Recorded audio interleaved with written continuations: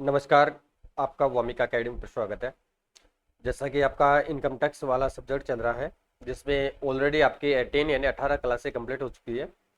इससे वीडियो के माध्यम से आपकी 19 यानी 19वें नंबर की क्लास स्टार्ट करने जा रहे हैं, जिसमें आपका टॉपिक रहेगा इसमें फ्रेंड्स, व्यक्तियों एवं फर्म की कर योग्य आय की गणना किस प्रकार से की जाती है उसके बारे में डिटेल से यहाँ पे बात करेंगे। ठीक है। और इनकम टैक्स से अभी आपका चल रहा है, तो मेरा टारगेट है कि इनकम टैक्स को मैं 5-7 दिन में कंप्लीट करवा दूं। आपकी अभी 10-12 और रिमेनिंग क्लासेज है। ठीक है, तो उनको जल्द कवर कर लेंगे और फिर आपका जो भी नेक्स्ट टॉपिक है उसको स्टार्ट करेंगे। ठीक है, तो आज का सेशन स्टार्ट करते हैं।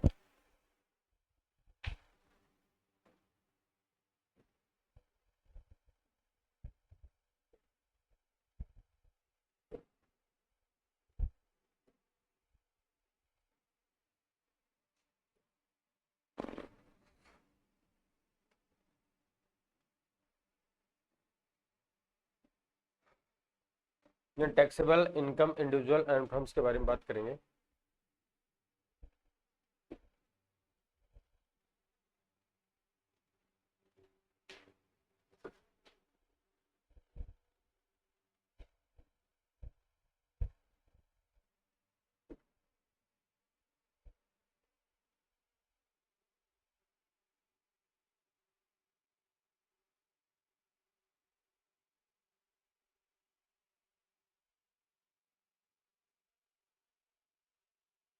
लास्ट क्लास में आपकी जो 18 नंबर की क्लासेस थी, उसमें अब बात की थी कि जो कुल सकल कुलाई होती है उसमें कौन सी कटौतियाँ की जाती है, उनके बारे में डिटेल से लास्ट क्लास में बात हो चुकी है।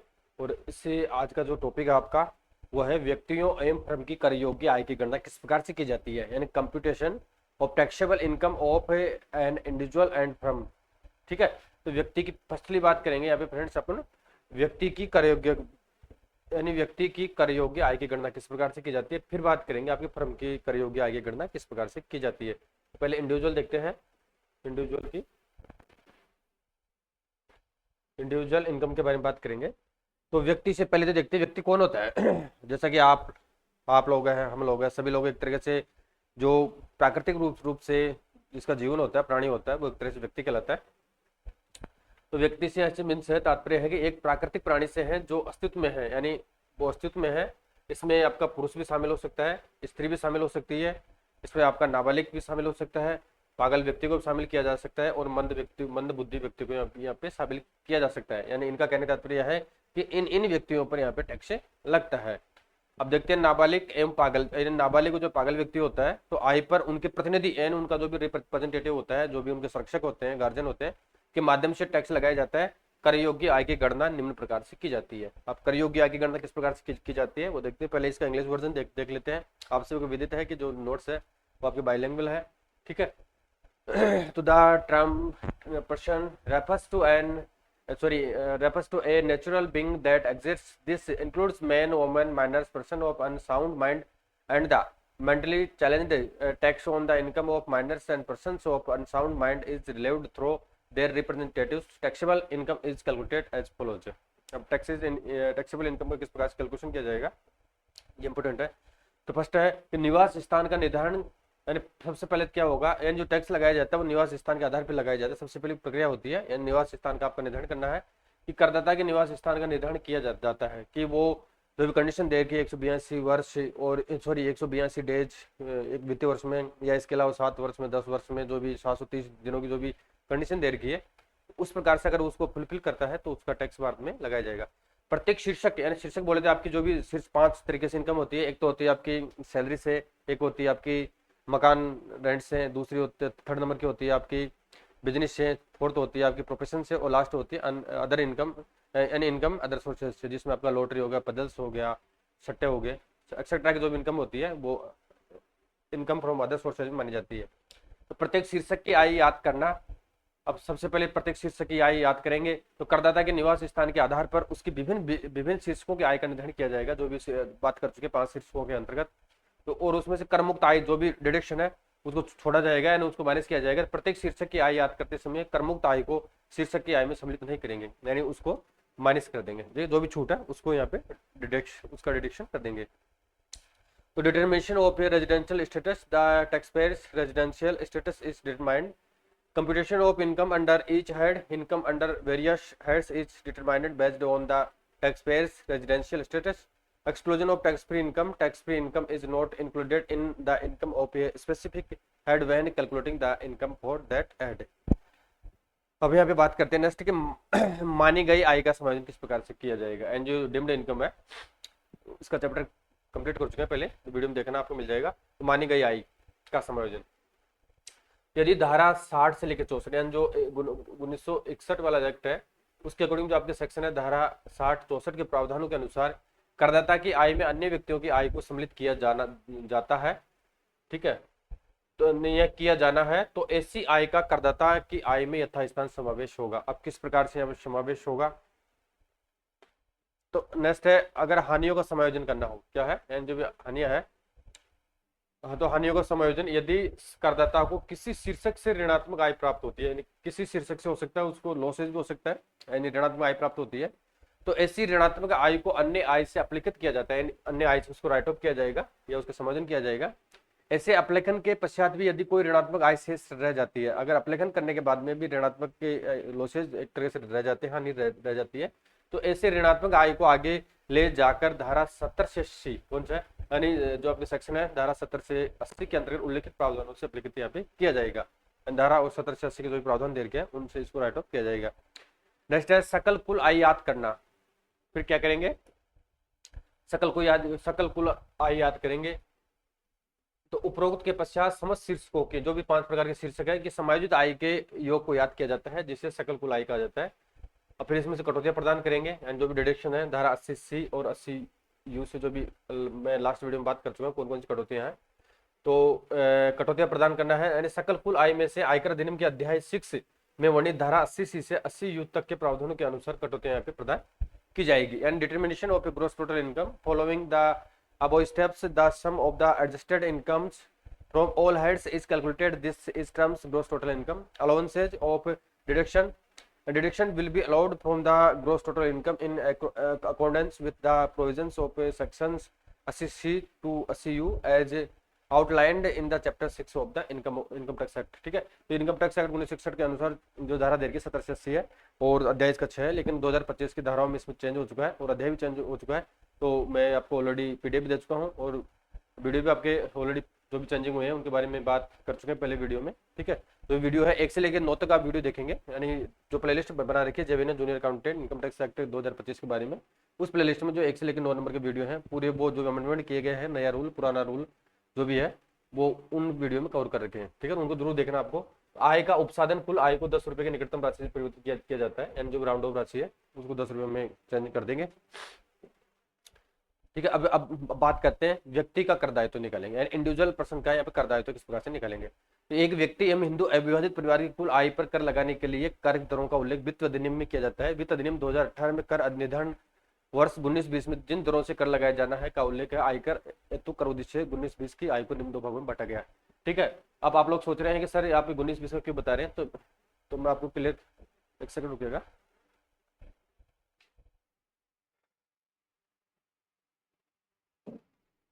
तो आपको मैं क्लियर कर देना चाहता हूँ कि जो भी इनकम टैक्स के अंतर्गत जो भी दरों में चेंजिंग किया जाता है, तो हर प्रत्येक वर्ष जो बजट पेश होता है उसमें वित्त अधिनियम पेश किया जाता है। तो वित्त अधिनियम के अकॉर्डिंग यहाँ पे जो भी स्लैब होता है उस स्लैब का निर्धारण किया जाता है। हालांकि आपका जो स्लैब है अभी वर्तमान में 2025 वित्त विधेयक पेश किया गया था और नया इनकम टैक्स एक्ट आपका 1 अप्रैल 2026 से लागू हो चुका है। तो वित्त विधेयक 2025 की जो स्लैब थी उसको यथावत रखा गया है, उसमें किसी प्रकार का कोई चेंजिंग नहीं किया गया है। तो उसके रिगार्डिंग मैं ऑलरेडी आपको क्लास कंप्लीट करवा चुका हूँ, यानी आपकी 4 लाख से इनकम स्टार्ट होती है। लेकिन जो 19-20 के बारे में देख रहे हैं, अगर आपको 1961 वाला एक्ट के बारे में अगर प्रश्न पूछ ले तो उसमें किस प्रकार से स्लैब था, यानी सामान्य व्यक्ति के लिए, सुपर सीनियर सिटीजन के लिए कितना था, सीनियर सिटीजन के लिए कितना था, कितना टैक्स रेट था, उसके बारे में बात करेंगे। हालांकि 21-22 से यह चेंज हो चुका था, यानी 21-22 का जो आपका असेसमेंट ईयर था उसमें इन राशियों को चेंज कर दिया गया था। ठीक है, तो इसको भी आपको देखना जरूरी है। हालांकि प्रश्न आने की संभावना न के बराबर है। इन व्यक्ति कर दायित्व के बारे में जो लास्ट वीडियो उनमें डिटेल से जो लेटेस्ट है उसके बारे में बात कर चुके हैं, लेकिन अब पुराना भी एक बार जरूर देखना चाहिए आप लोगों को। तो 19-20 की आय में निम्न दो भागों में बांटा गया है। अब पहले सामान्य दर से कर योग्य आय के बारे में बात करेंगे, यानी ये इतना इंपॉर्टेंट नहीं है, पर आपको एक बार जरूर देखना है कि प्रश्न अगर आ भी जाए तो आपको किस प्रकार से इसका आंसर देना है। तो कुछ क्या है, सामान्य दर से कर योग्य आय है, कुछ विशिष्ट आय को छोड़कर जिसका विवरण नीचे बात करेंगे। करदाता की समस्त आय पर सामान्य दर से कर लगाया जाता है। निर्धारण कर वर्ष जो 19-20 था, यानी 19-20 की बारे में बात हो रही है, के लिए वित्त अधिनियम 2018 सामान्य दर से कर योग्य आय पर कर की दर निम्न प्रकार थी। ठीक है, तो इसमें जैसे आपका अभी दो असेसमेंट, आपका वित्त अधिनियम 2025 चल रहा था, असेसमेंट ईयर आपका 2026-27 है। इस पर यानी हर साल वित्त जो आपका वित्त अधिनियम में पेश किया जाता है, उसी हिसाब से सेलिब्रिटी यहाँ पे डिसाइड की जाती है। तो उस समय का जो 19-20 का था वो देख रहे हैं, 21-22 में दरें चेंज हो गई थी, और 2025 वाली जो वित्त अधिनियम पेश किया गया था वो स्लेब सेम 2026-27 में रखी गई है, उसमें किसी प्रकार का कोई चेंजिंग नहीं है, और उनकी क्लासें पहले कंप्लीट कर चुके हैं। ठीक है, आपको नोट्स मैं पूरी पीडीएफ दे चुका हूँ, नोट्स की टेलीग्राम चैनल पर आपको मिल जाएगी। उसमें टोटल इनकम टैक्स जो भी आपके एग्जाम के दृष्टिकोण से है वो मैंने पूरा पीडीएफ दे दिया है, आप लोग उनको जरूर देखें एक बार। तो 60 वर्ष से कम आयु के, यानी जो 60 वर्ष से कम आयु के निवासी व्यक्ति होते हैं वो है निवासी हेतु ऐसा निवासी करदाता जो गत वर्ष के दौरान किसी भी दिन 60 वर्ष से कम आयु का रहा हो, उस पर कर के सामान्य दरें निम्न प्रकार होगी। यानी 60 वर्ष से अगर कम कोई व्यक्ति वित्त वर्ष में 60 वर्ष से कम का रहा है तो उसकी दरें क्या होगी। अभी अभी इसमें टेबल बना रखी है। Income taxable by normal rates के बारे में बात करें तो 2,50,000 19-20 के बारे में बात कर रहे हैं। अभी ये लेटेस्ट डाटा नहीं है, चेंज हो चुका है, लेकिन नॉलेज के हिसाब से आपको चाहिए तो अब तो पहले 2.5 लाख तक नील था, फिर अगर नेक्स्ट 2.5 लाख तक जिसकी इनकम है 5 लाख तक वो 5% टैक्स लगेगा, फिर उसमें नेक्स्ट 5 लाख तक या 10 लाख तक 20% टैक्स था, और 10 लाख से जो भी राशि 30% टैक्स लगाया जाता था। ठीक है, ये तो हो गए 60 वर्ष तक या 60 वर्ष से कम वालों के लिए। फिर बात करें सीनियर सिटीजन के बारे में, यानी निवासी वरिष्ठ नागरिक। निवासी वरिष्ठ नागरिक कौन होता है, जिसकी उम्र 60 से लेकर 60 प्लस से लेकर 80 के बीच में होती है, वो तो होता है आपका वरिष्ठ नागरिक यानी सीनियर सिटीजन। और 80 से लेकर जो जितनी भी अबोई एज होती है वो होता है आपका सुपर सीनियर सिटीजन, यानी वरिष्ठ सुपर सीनियर सिटीजन वर्ग उसको कहा जाता है। तो निवासी वरिष्ठ नागरिक के बारे में बात करें तो ऐसा निवासी करदाता जो गत वर्ष में किसी भी दिन 60 वर्ष का या इससे अधिक किंतु 80 वर्ष से कम आयु का हो, उसे वरिष्ठ नागरिक कहा जाता है। ऐसे वरिष्ठ नागरिकों पर सामान्य दर से कर योग्य आय पर कर हेतु दरें निम्न प्रकार से थी, क्योंकि इनको छूट दी जाती है। यानी सामान्य का अलग लगता है और सीनियर सिटीजन का थोड़ा और रिलैक्स दिया जाता है, और सबसे ज्यादा जो रिलैक्स मिलता है सुपर सीनियर सिटीजन को सबसे ज्यादा रिलैक्स यहाँ पे दिया जाता है। तो सीनियर सिटीजन के बारे में बात कर रहे हैं, 19-20 की जो वित्त वर्ष था 3 लाख तक फ्री था। फिर अगर आगामी जो 5 लाख आई है, यानी इधर 2 लाख आगे बढ़ जाती है तो 2 लाख पर यहाँ पे 5% टैक्स लगता था। फिर आगामी जो 10 लाख की आई थी, 5 लाख बढ़ने पर 20% लगता था, और फिर जो 10 लाख से जो आई थी उस पर 30% की दर से टैक्स लगाया जाता था। फिर अति या निवासी बारे में बात करें, अति वरिष्ठ नागरिक सुपर सीनियर सिटीजन, यानी ऐसा व्यक्ति जो 80 प्लस हो। ठीक है, मैक्सिमम की कोई लिमिट नहीं है, होती नहीं है। तो ऐसा निवासी करदाता जो गत वर्ष में किसी भी दिन 80 वर्ष का हो या इससे अधिक आयु का हो, उसे अत्यंत वरिष्ठ नागरिक कहा जाता है। ऐसे नागरिकों पर सामान्य दर से कर योग्य आय पर कर हेतु दरें निम्न प्रकार से होती है। तो अब तो 5 लाख तक इनको बिल्कुल फ्री किया गया था उसमें, और फिर आगामी जो 10 लाख की आय होती है, यानी आगामी जो 10 लाख जैसे 5 लाख शेष रह गया तो इस पर 20% दर से टैक्स लगेगा, और आगामी जो भी 10 लाख से अब जो भी राशि है उस पर यहाँ पे 30% की दर से टैक्स लगाया जाता था। अब नेक्स्ट है विशिष्ट दर से कर योग्य आय के बारे में बात करेंगे। ठीक है, सामान्य कर चुके हैं, सीनियर सिटीजन के बारे में बात हो चुकी है, और सुपर सीनियर सिटीजन के बारे में बात हो चुकी है। अब बात करेंगे विशिष्ट दर से कर योग्य आय की गणना किस प्रकार से की जाती है। तो आयकर अधिनियम में कुछ विशिष्ट आय पर विशिष्ट दर से कर लगाने का प्रावधान है। ऐसी करके दरें आयकर अधिनियम के अंतर्गत दी गई है। ऐसी आय इन पर करके दरें निम्न प्रकार से है। अब कौन कौन सी है वो देखते हैं यहाँ पे। एक तो आपका कर्मचारियों को जीडीआर की फुल फॉर्म होती है, एग्जाम अगर पर्सन पूछ ले तो ग्लोबल डिपॉजिट रिसिप्ट क्या हो जाएगा, ग्लोबल डिपॉजिट रिसिप्ट। तो कर्मचारियों की जीडीआर निर्गमन से प्राप्त अंशों पर लाभांश इससे उत्पन्न दीर्घकालीन पूंजीगत लाभांश पर धारा 115 या धारा 115 ए में 10% के यहाँ पे आय मानी जाती है। इसके अलावा अधिसूचित प्रतिभूतियों में पारस्परिक कोषों के यूनिट से दीर्घकालीन पूंजी लाभ जिस पर सूचकांकों का लाभ नहीं लिया गया हो तो वहाँ पे 10% है। इसके अलावा अधिसूचित समतांशों है, एंड जो लिस्टेड इक्विटी शेयर्स है, इसके अलावा व्यवसायिक ट्रस्ट के यूनिट्स है, इन प्रतिभूतियों से उत्पन्न अल्पकालीन जो पूंजीगत लाभ है धारा 111 ए में 15% की दर से यहाँ पे टैक्स लगाया जाता है। फिर है दीर्घकालीन पूंजीगत लाभ पर जो उपरोक्त सेकंड में सम्मिलित न हो, धारा 112 में 20% तक से टैक्स लगेगा। फिर समस्त आकस्मिक आय पर 30% की दर से टैक्स लगता है। इसके अलावा तलाशी की दशा में, यानी जो इनकम टैक्स ऑफिसर्स होते हैं अगर वो रिसर्च करते हैं तो तलाशी की दशा में खंड निर्धारण आधार पर आयकर यहाँ पे 60% यानी डबल टैक्स लगाया जाता है अगर किसी ने आय छुपा रखी है। अगर उस पर एक तरीके से छापा पड़ता है, रेड पड़ती है और अगर सर्च किया जाता है, सर्च में अगर राशि मिलती है तो उस पर 60% की दर से टैक्स एप्लीकेबल होगा। घरेलू कंपनियों से लाभांश धारा जो दे रखी है में माने गए लाभांश को छोड़कर 10 लाख तथा 10 लाख से अधिक पर 10% की दर से टैक्स लगेगा। इसके अलावा भारत में निवासी करदाता जो कि पेटेंटी भी हो को भारत में विकसित एवं पंजीकृत पेटेंट से रॉयल्टी की आय पर यहाँ पे 10% की दर से टैक्स लगेगा। इसके अलावा कार्बन जमा हस्तांतरण से आय पर धारा 115 बीबीजी के अंतर्गत यहाँ 10% की दर से टैक्स विशिष्ट दर से टैक्स लगाया जाएगा। फिर सेस के बारे में बात करें तो जैसा कि पता है कि जो नॉर्मल रेट्स दी जाती है इसके अलावा गवर्नमेंट द्वारा अलग से और टैक्स वसूल किया जाता है, उसको सेस किया जाता है, यानी उसको सेस कहा जाता है, यानी उसको सरचार्ज कहते हैं। तो सामान्य विशिष्ट दरों से याद करके राशि पर 10% की दर से अधिभार लगाया जाएगा। अब इसमें ध्यान रखना है कि सामान्य विशिष्ट दरों से याद करके राशि पर 10% की दर से अधिभार और लगाया जाएगा। अधिभार तभी लगाया जाएगा जब करदाता की कुल आय 50 लाख से अधिक हो। कितनी है? करदाता की कुल आय 50 लाख से अधिक हो अथवा 1 करोड़ से अधिक होने पर अधिकतम यहाँ पे अगर 50 लाख तक तो 10% है, अगर 1 करोड़ से अधिक है तो यहाँ पे 15% तक टैक्स लगाया जाएगा। फिर है सीमांत छूट। जब करदाता व्यष्टि एवं हिंदू अविभाजित परिवार यानी हिंदू अनडिवाइडेड फैमिली की कुल आय 50 लाख या 1 करोड़ से अधिक है तो कर की राशि निम्न में से जो भी कम हो के बराबर होगी। अब निम्न में से जो भी कम हो कौन सी होगी? वास्तविक कुल आय पर लगने वाला कर है, यानी अधिभार से, यानी इसमें सरचार्ज इंक्लूड है। एक तो इसमें कंडीशन 50 लाख रुपए या 1 करोड़ की आय पर कर की राशि अधिभार रहित होगी। क्या होगी? यानी इसमें सरचार्ज शामिल नहीं होगा तथा 50 लाख रुपए या 1 करोड़ से अधिक आय की राशि का योग यहाँ पे आ जाएगा। इनमें से जो भी कम है उस पर यहाँ पे टैक्स लग जाएगा। अब एक कर में से छूट है, अब टैक्स लगेगा, उसमें छूट कौन कौन सा डिडक्शन मिलेगा? तो धारा 87 के अंतर्गत निम्न शर्तें पूर्ण होने पर, यानी इसमें निम्न शर्तें कंडीशन पूरी होगी तभी आपको डिडक्शन का लाभ दिया जाएगा, अदरवाइज नहीं मिलेगा। करदाताओं को कर में राहत दी जाएगी। एक तो पहली कंडीशन तो क्या होगी फ्रेंड्स, इसमें वो भारत का निवासी व्यक्ति होना चाहिए, यानी भारत का निवासी व्यक्ति होना चाहिए। जो भी शर्तें हैं वो उसको पूरी करनी चाहिए, ठीक है। जैसे उसको एक वित्तीय वर्ष में 182 दिन या 7 वर्ष 10 वर्ष जो भी सिचुएशन दे रखी है उसमें 730 दिन का जो भी क्राइटेरिया है या 60 डेज का है, एक्सेट्रा जो भी है वो लास्ट क्लासों में बात कर चुके हैं। उन क्लासों को देखना, आपको कंसेप्ट क्लियर हो जाएगा। करदाता की कुल आय 3,50,000 से अधिक नहीं है, यह राहत 2500 रुपये तक की यहाँ पे दी जा सकती है, ठीक है। इतनी छूट यहाँ पे दी जा सकती है। इसके अलावा एक से एक सेस वो लगता है, जैसा कि जो गवर्नमेंट पर्सन व्यक्ति होते हैं उन सभी को पता होता है कि आपको 2% तो एजुकेशन सेस देना होता है जो टैक्स, जैसे मान के चलो, और 2% आपको हेल्थ एंड मेडिकल का शिक्षा और स्वास्थ्य पर देना होता है। जैसे मान के चलो किसी भी व्यक्ति का टैक्स कितना बन रहा है? 50,000 रुपये बन रहा है, ठीक है। टैक्सेबल अमाउंट इतने हो गए। फिर उससे जो भी अमाउंट है उस पर आपका 4% अलग से और ऐड किया जाएगा, ठीक है। तो 4% आपका हो जाएगा, इसमें कितना हो जाएगा? 2,000 रुपया। 2,000 रुपया आपको अलग से और टैक्स पे करना होगा। 50K प्लस 2K कर देंगे तो 52,000 रुपया आपको पे करना होगा, ठीक है। तो सरकार द्वारा जो मेडिकल और एजुकेशन पे जो खर्चा किया जाता है उसके अलग से सरचार्ज वसूल किया जाता है, ठीक है।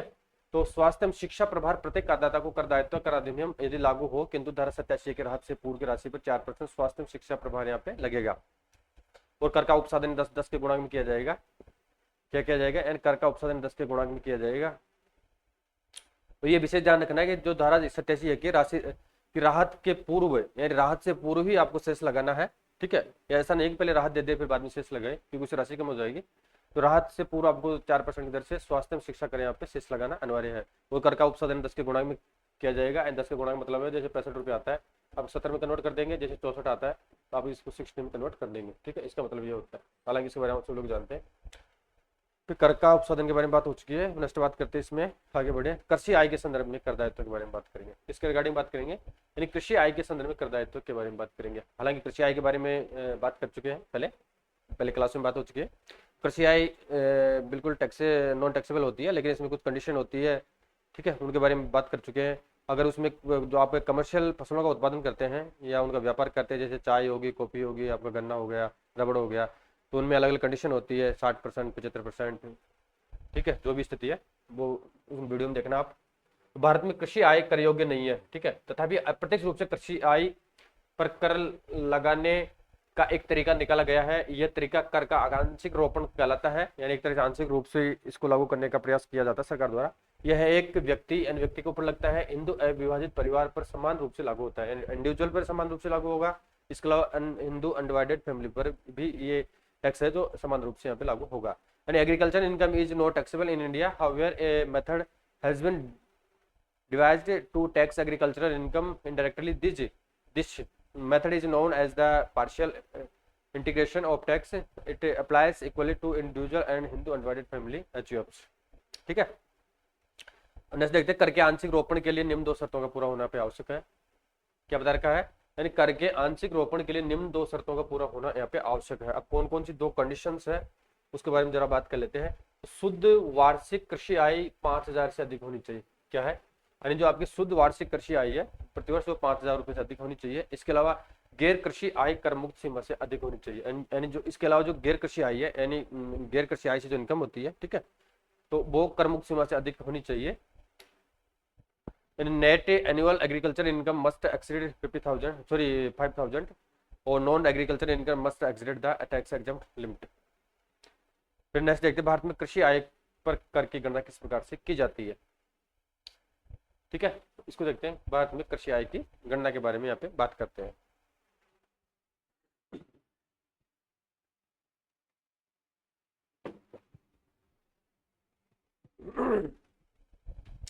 कृषि आय के साथ गैर कृषि आय को भी यहाँ पे जोड़ा जाएगा। एंड जो भी कृषि आय जैसे आपकी 1 लाख है और गैर कृषि आय 50,000, तो इन दोनों को जोड़ देंगे, 1.5 लाख रुपया हो गया। अब प्रथम चरण में गणित की गई जो टोटल की गई कुल आय पर कर लगाया जाएगा। प्रथम चरण में जो भी 1.5 लाख उस पर एग्जाम्पल के तौर पर देख रहे हैं, 1.5 लाख पर टैक्स लगाया जाएगा। अब शुद्ध कृषि आय और करदाता को उपलब्ध अधिकतम कर मुक्त की सीमा को यहाँ पे जोड़ा जाएगा। यानी शुद्ध कृषि आय कितनी है और करदाता को उपलब्ध अधिकतम जो डिडक्शन की राशि उसको जोड़ देंगे। अब तीसरे चरण में गणित की गई आय पर कर की गणना की जाएगी और लास्ट में चौथे चरण में गणना की गई कर की राशि को दूसरे चरण में गणना की गई कर की राशि में से घटाया जाएगा और शुद्ध देय कर की गणना यहाँ पे कर ली जाएगी। फिर अब ठीक है, ये तो हो गया आपका कृषि का। अब यानी व्यक्ति और कृषि के बारे में बात हो चुकी है। अब फर्म के बारे में बात करेंगे फ्रेंड्स। यहाँ पे किसके बारे में बात करेंगे, फर्म की कर योग्य आय की गणना। कर योग्य आय यानी इस चैप्टर में दो चीजों की गणना करनी थी, एक तो व्यक्तियों की और एक फर्म की। तो व्यक्तियों के बारे में, इंडिविजुअल्स के बारे में बात हो चुकी है। अब बात करते हैं लास्ट में फर्म की कर योग्य आय की गणना इस प्रकार से यहाँ पे की जाएगी। तो साझेदारी अधिनियम कौन सा है, साझेदारी अधिनियम 1932 की धारा जो 4 है उसके अकॉर्डिंग बात करें तो साझेदारी उन व्यक्तियों के आपसी संबंध को कहते हैं। यानी साझेदारों के मध्य एक तरह से एक एग्रीमेंट होता है, ये एक तरह एजेंसी होती है, तो आपसी संबंध को कहते हैं जो ऐसे व्यापार के लाभों में हिस्सा लेने के लिए आपस में समझौता करते हैं तथा जो सभी के द्वारा या सभी के ओर से उनमें से किसी के द्वारा इस व्यापार को चलाया जाता है, वही साझेदारी अधिनियम 1932 कहता है। And according to section 4 of the partnership act 1932, partnership is the relation between persons who have agreed to share the profits of a businesses carried on by all or any of them acting for all। Next इसमें यानी साझेदारी अधिनियम में दी गई परिभाषा के अनुसार ये आवश्यक नहीं है कि साझेदारों के मध्य लिखित अनुबंध हो। जैसा कि आप साझेदारी अधिनियम आप लोगों ने पढ़ रखा होगा, तो साझेदारी अधिनियम के मध्य ये अनिवार्य कानून में ऐसा प्रावधान नहीं किया गया है कि जो समझौता किया गया है वो लिखित में हो। यानी समझौता आपका मौखिक भी हो सकता है, ठीक है, और इसके अलावा लिखित भी हो सकता है। लेकिन इसके एडवांटेज और डिसएडवांटेज होते हैं। अगर समझौता लिखित में है तो इन फ्यूचर में साझेदारों के मध्य या किसी तृतीय पक्षकार के मध्य कोई विवाद उत्पन्न होता है तो वो न्यायालय में अपना पक्ष रख सकते हैं, ठीक है। अगर लिखित में समझौता है तो इस प्रकार कोई दिक्कत नहीं आएगी। अगर वर्बली है, मौखिक है, तो आप न्यायालय में किसी अन्य व्यक्ति पर या अन्य पक्षकार या साझेदार किसी व्यक्ति साझेदार पर वाद प्रस्तुत यहाँ पे नहीं कर सकता है।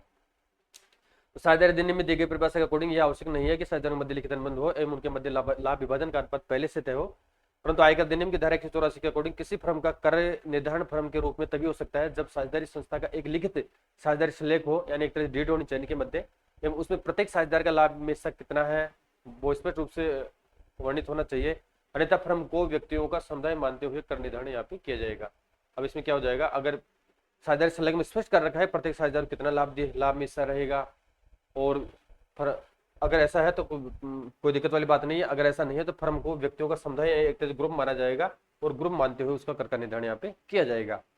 तो according to the definition provided in the partnership act, it is not mandatory for partners to have ये रिटन एग्रीमेंट और ये predetermined profit sharing ratio. However under section 184 of the income tax act, a firm can be assessed as a firm for tax purposes only if there is a written partnership deed clearly specifying each partner's share of profit, otherwise the firm will be assessed as an association of persons। Next आगे बढ़े इसमें, तो कर योग्य आय की गणना निम्न प्रकार की जाएगी। अब फर्म की कर योग्य आय की गणना किस प्रकार से की जाएगी, तो फर्म की विभिन्न शीर्षकों के अंतर्गत आय पहले याद करना है, जैसे मकान संपत्ति से कितनी आय हुई है, जो भी आपके शीर्षक है, सैलरी से है, ठीक है, और जो भी सॉरी इसमें मकान संपत्ति की आय आ जाएगी, सैलरी इसमें आपका व्यष्टि में आ चुका है, व्यष्टि में आता है। तो मकान संपत्ति की आय कितनी है, व्यवसाय पैसे के लाभ और प्राप्ति कितनी है, पूंजीगत लाभ कितना है, अन्य स्रोतों से आय यानी इनकम फ्रॉम अदर सोर्सेज से कितनी है, इसमें आपकी सिक्योरिटीज का ब्याज इसमें शामिल होगा, लॉटरी जीतने से प्राप्त राशि है, क्रॉसवर्ड पहेली एंड पजलिंग है, गुड़दौड़ एक्सेट्रा सट्टा, जो भी इनमें इनको शामिल किया जाएगा, इनका पहले टोटल कर लेंगे। Income from house property, profits and gains, profit and gains of business and profession, capital gains, income from other sources including interest on securities, winning from lotteries, crossword puzzles, horse races etcetera. Next इसमें यदि धारा 184 की शर्तें पूरी होती हो तो साझेदारों को दिया गया पारिश्रमिक ब्याज आदि इसमें घटाया जाएगा, यानी डिडक्शन घटाया जाएगा। ऐसी कोई भी आय जिसमें ब्याज है, पारिश्रमिक यानी रिम्यूनरेशन पारिश्रमिक है, कमीशन शामिल है, जो फर्म की दशा में स्वीकृत कट होती है, व्यक्तिगत रूप से साझेदार के हाथों में कर योग्य होगी। साझेदारों का पारिश्रमिक एवं पूंजी पर ब्याज धारा 40B के अनुसार यहाँ पे स्वीकृत किया जाएगा, यानी इनकी कटौतियां की जाएगी। नेक्स्ट है आगे लाई गई जो हानियां है, यानी जो हानियां हैं उनको आगे आगामी वर्षों में इनका समायोजन राइट ऑफ किया जाता है, तो उसके संबंध में बात की जा रही है। तो आगे लाई गई हानियां हैं, जैसे मानी गई आय है, डिविडेंड इनकम है, अस्वीकृत ब्याज है, इसके अलावा वेतन जो फर्म द्वारा दिया गया है के संबंध में समायोजन करने के उपरांत सकल कुल आय एंड जो ग्रोस इनकम होती है वो प्राप्त की जाती है। अब सकल कुल आय में से निर्देशित कटौतियां जो भी डिडक्शन है वो घटाकर शुद्ध कुल आय यहाँ पे याद कर ली जाती है। Gross total income will be around eight after making adjustment regarding brought forwarded losses deemed income disallowed interest and remuneration paid by the firm. Net total income will then be determined by deducting the specified deduction from the gross total income। ठीक है, तो firm का कर दायित्व निर्धारण किस प्रकार से किया जाएगा, एंड फर्म का कर दायित्व है, तो विशिष्ट दर से कर के बारे में बात करें यहाँ पे, तो फर्म की कुल योग्य आय पर एक निश्चित दर कितना 30%, कितना फ्रेंड्स ध्यान रखना आपको, 30% की दर से कर लगाया जाता है, एंड फर्म पर 30% की दर से हम टैक्स लगाया जाएगा। परंतु यदि फर्म को कोई दीर्घकालीन पूंजीगत लाभ प्राप्त होता है, यानी कैपिटल गेन अगर उसको प्राप्त होता है, अथवा आकस्मिक कोई आय प्राप्त होती है, जैसे लॉटरी से, पदल से, गेमिंग से, हॉर्स रेसेस से, तो व्यष्टि एवं हिंदू विभाजित परिवार यानी व्यक्ति एवं हिंदू अनडिवाइडेड फैमिली की भांति ही ऐसी आय पर विशेष दर से कर लगेगा, जैसा कि ऊपर अभी क्लासों में देखा था, सॉरी अभी जस्ट वीडियो में पहले व्यक्तियों के बारे में देखा था, सामान्य दर से किस प्रकार से टैक्स यहाँ पे लगाया जा रहा है। अब अधिभार के बारे में बात करें, सेस के बारे में बात करते हैं। यदि साझेदारी संस्थान की कुल आय 1 करोड़ से अधिक है तो 12% की दर से यहाँ से अधिभार और देना होगा। अगर उसका जो रेवेन्यू है, अगर ध्यान रखना है कितना 1 करोड़ से अधिक है, तो यहाँ पे 1 करोड़ पर जो टैक्स बनता है, जो भी कटौतियां करने के बाद में जो टैक्स की राशि टैक्सेबल इनकम आती है, उस टैक्सेबल इनकम पर कितना 12% और सेस यहाँ पे ऐड किया जाएगा, ये आपको अलग से ध्यान रखना है। ठीक है, इसके अलावा सीमांत छूट के बारे में बात करें, मार्जिनल रिलीफ के बारे में बात करें, जैसे ही कुल आय 1 करोड़ से हो तो उसमें सीमांत छूट का प्रावधान किया गया है। इसके अनुसार कुल कर तथा अधिभार की राशि का योग किसी भी दशा में 1 करोड़ पर कर की राशि तथा कुल आय का 1 करोड़ पर आधिक्य की राशि के योग से यहाँ अधिक नहीं होगा। ठीक है, तो इतनी छूट मैक्सिमम छूट यहाँ पे मिल सकती है। फिर स्वास्थ्य एवं शिक्षा प्रसार के बारे में बात करें, तो आयकर तथा अधिभार की राशि 4% होगी, 2% आपका एजुकेशन सेस लगेगा, 2% आपका मेडिकल चिकित्सा मेडिकल सेस लगता है, 4% की दर से स्वास्थ्य एवं शिक्षा प्रभार लगाया जाएगा, कर का उपसाधन 10 के गुणांक में किया जाएगा। ठीक है, इस चीज का आपको पता ही है। अब आपका ये टेबल दे रखी, ये काफी इंपोर्टेंट है, इसको आपको विशेष रूप से ध्यान रखना है। यानी 19-20 का जो वित्त अधिनियम था उसके बारे में बात कर रहे हैं, इसके बारे में बात करें, 19-20 वाले अधिनियम में बात कर रहे हैं। इसके अलावा जो भी संशोधन हुए थे वो मैं ऑलरेडी आपका कक्षा यानी क्लास 1 से लेके क्लास 9 जो भी वीडियो अपलोडेड है यूट्यूब चैनल पर, जेविनल junior accountant income tax classes नाम से प्लेलिस्ट है 2025, तो उसमें 1 से लेकर 9 नंबर के जो भी क्लासेज कंप्लीट हो चुके उनमें डिटेल से बात कर चुके, पहले बेसिक देखा था, और उसके बाद में इनकम टैक्स एक्ट 1961 तथा साथ में 2025 का जो भी मेजर चेंजिंग हुए हैं उनके बारे में उन क्लासों में बात हो चुकी है, और नई धाराओं में क्या क्या इम्पैक्ट है, क्या क्या चेंजिंग आए उनके बारे में बात हो चुकी है। हालांकि देखा जाए तो इनमें जो स्लैब रेट है उसके अलावा ज़्यादातर डिडक्शन में किसी प्रकार से कोई ज़्यादा कोई खास चेंजिंग नहीं किया गया है, सिर्फ धाराओं को चेंज किया गया है। धाराओं के रिगार्डिंग 4 क्लासेस मैं ऑलरेडी कंप्लीट करवा चुका हूँ और पीडीएफ भी टेलीग्राम चैनल पे भेज चुका हूँ, तो आपको उनको देख लेना। ठीक है, तो यहाँ धाराएं चेंज हुई है और जो भी दे रखी है, तो इनमें कोई खास यहाँ पे ज़्यादा चेंजिंग देखने को नहीं मिला है। तो अगर इस टेबल को आप अच्छी तरह से देखेंगे तो आपके का जो भी एग्जाम में प्रश्न आएगा वो आसानी से आप प्रश्नों को सही कर देंगे। देखते फ्रेंड्स, जो टेबल काफी महत्वपूर्ण है।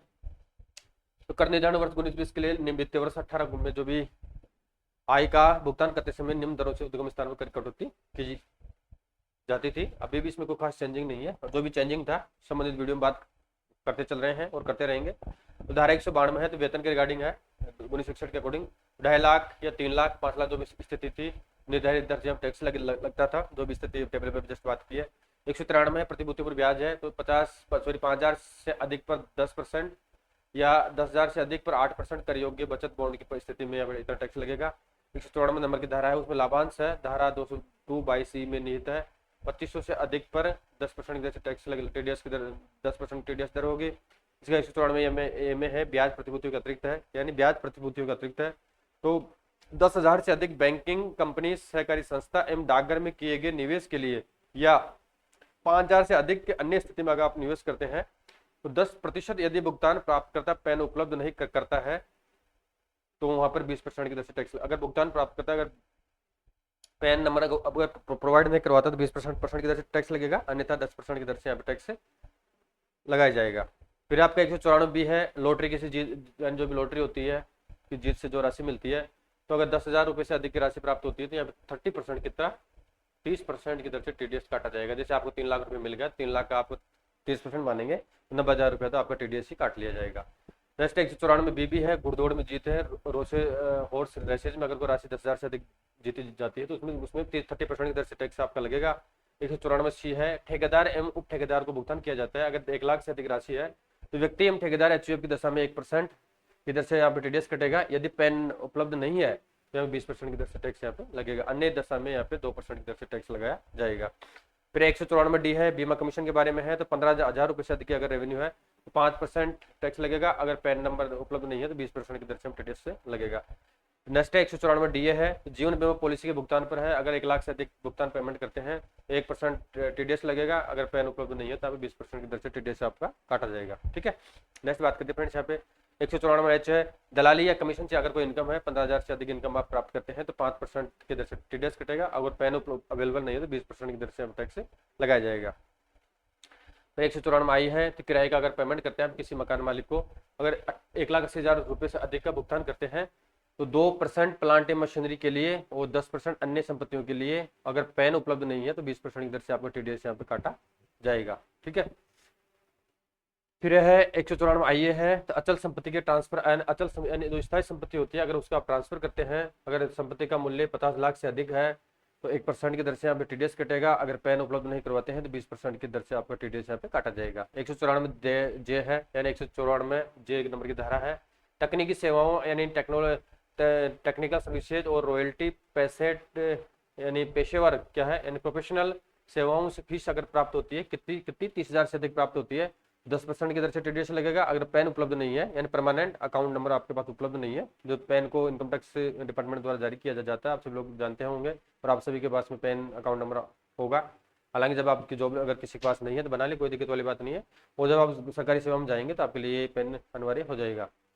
ठीक है, तो इसमें 30,000 से अगर कोई रेवेन्यू है, तकनीकी सेवाओं में रॉयल्टी पेशेवर सेवाओं से फीस, तो 10% की दर से टीडीएस कटेगा, और पैन उपलब्ध नहीं है तो 20% की दर से हम टीडीएस काटा जाएगा। नेक्स्ट 194 में एलए के बारे में बात करें तो अचल संपत्ति की प्राप्ति पर क्षतिपूर्ति, अचल संपत्ति की अगर प्राप्ति होती है तो उसके संबंध में जो कंपनसेशन दिया जाता है, तो अगर 2.5 लाख से अधिक की वैल्यू है 10% की दर से टीडीएस कटेगा। अगर पैन उपलब्ध नहीं करवाते हैं तो यहाँ पे 20% की दर से हम टीडीएस काटा जाएगा। अब इसमें एक नोट दे रखा है, नोट क्या दे रखा है, इंपॉर्टेंट नोट है, यानी 1 जून 2017 से क्या है, यानी 1 जून 2017 से कोई भी व्यक्ति या हिंदू अविभाजित परिवार यानी हिंदू अनडिवाइडेड फैमिली जो कि धारा 44 ए अथवा बी के प्रावधानों के अंतर्गत शामिल नहीं हो, अर्थात जिनको अपने लेखों का अंकेक्षण एक चार्टर्ड अकाउंटेंट से करवाना अनिवार्य नहीं है, यानी जो लेखों का अंकेक्षण अगर सीए से करवाना अनिवार्य नहीं है, तो गत वर्ष में किराए की आय के रूप में 50,000 प्रति माह या माह के किसी भाग के लिए भुगतान करने के लिए उत्तरदायी है, तो उसे ऐसी आय पर 50% की दर से उद्गम स्थान पर कर की कटौती करनी होगी। धारा 194 IB में इस प्रकार से उल्लेख कर रखा है। ठीक है, तो फ्रेंड्स आपका चैप्टर कंप्लीट हो चुका है, ज़्यादा हार्ड चैप्टर नहीं था। तो अपन ने इसमें फर्स्टली बात की थी व्यक्तियों एवं फर्म की कर योग्य आय की गणना किस प्रकार से की जाती है। पहले व्यक्ति की कर योग्य आय की गणना के बारे में बात की थी, फिर इसके बाद में व्यक्ति का कर दायित्व तो किस प्रकार से निर्धारित किया जाता है, सामान्य दर से कर योग्य आय क्या होती है, और सीनियर सिटीजन क्या होता है, सुपर सीनियर सिटीजन क्या होता है, 19-20 का वित्त अधिनियम था उसके अकॉर्डिंग क्या रेट थी, 21-22 में चेंज हो गया था, और अभी 2025 का क्या रेट है, असेसमेंट ईयर 26-27 का क्या रेट है, वो मैं लास्ट क्लास में करवा चुका हूँ। तो आप वो PDF भी भेज चुका हूँ, तो उसमें आपको लेटेस्ट डाटा भी मिल जाएगा, पुराना भी आपको देखना जरूरी था। ठीक है, इनके बारे में बात हो चुकी है। फिर इसके बाद में आपका विशेष दर से कर योग्य आय की गणना किस प्रकार से की जाती है उसके बारे में बात कर चुके थे। फिर इसके बाद में अधिशेष क्या होता है, फिर वास्तविक कुल आय पर लगने वाला कर अधिभार सहित क्या होता है, कर में से छूट किस धारा के तहत दी जाती है, कितनी दी जाती है, कृषि आय के संदर्भ में कर दायित्व के बारे में बात की थी। कर के आंशिक रोपण के लिए निम्न 2 शर्तों का पूरा होना आवश्यक है, उसके बारे में बात कर चुके थे। भारत में कृषि आय की गणना किस प्रकार से की जाती है। फिर इसके बाद में फर्म की कर योग्य आय की गणना कैसे की जाती है, साझेदारी अधिनियम के बारे में अभी थोड़ा ब्रीफ में बात किया था। फिर कर योग्य आय की गणना किस प्रकार से की जाएगी, कौन कौन से शीर्षक होंगे। ठीक है, उसके अलावा फर्म का कर दायित्व तो किस प्रकार से निर्धारित किया जाएगा, विशेष दर से अधिभार सीमांत छूट क्या होता है, स्वास्थ्य में शिक्षा कर किस प्रकार से लगाया जाएगा, और जो भी छूटें दी जा रही है व्यष्टि और फर्मों को वो कितनी दी जा रही है, उनके बारे में यहाँ पे डिटेल से बात कर चुके हैं।